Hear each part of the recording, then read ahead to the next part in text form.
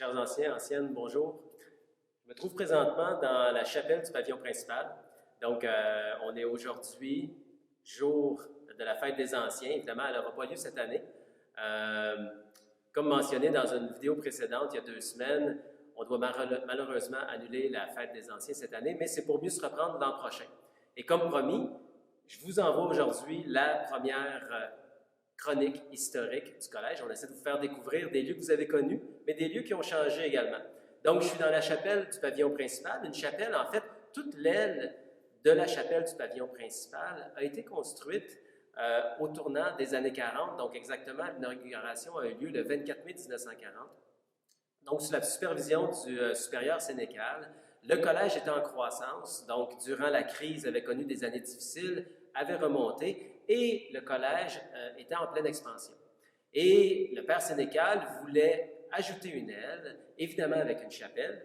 Il faut penser qu'à l'époque, uniquement des religieux enseignaient au collège, mais en plus de la chapelle, construire un auditorium. Donc, le grand auditorium du pavillon principal ainsi que le grand dortoir du 4e étage ont été construits au même moment.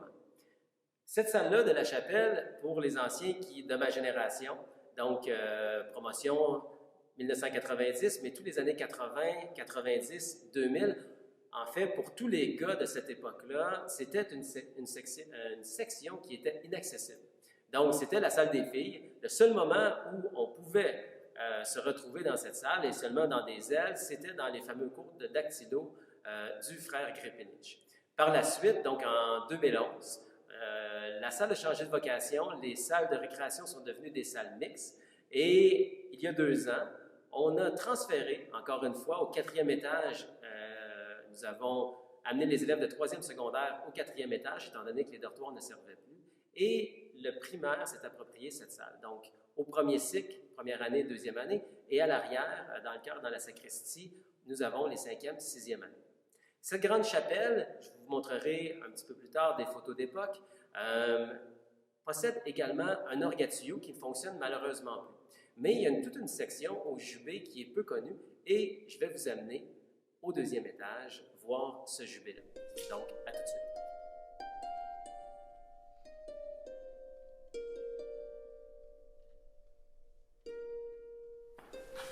Donc, on se trouve actuellement dans le jubé.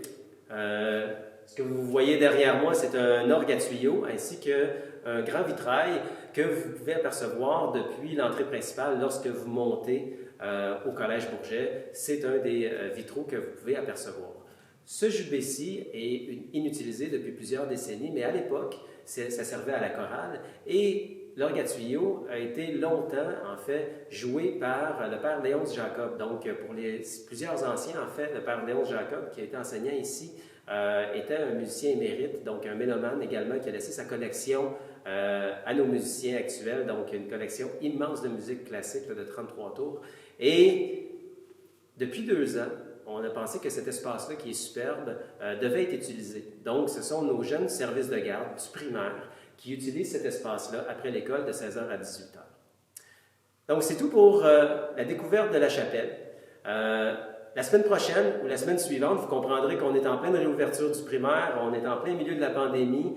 Ça se peut que ce soit dans 2 semaines, mais la prochaine fois, je vais essayer de vous faire découvrir ce que sont devenus les dortoirs ainsi que l'auditorium. À vous tous, chers anciens, anciennes, c'est avec un petit pincement de cœur que je ne vous vois pas cette année. Je souhaite vraiment vous voir l'an prochain de façon réelle et non pas virtuelle. À tous, prenez soin de vous et au plaisir de vous voir bientôt. Au revoir.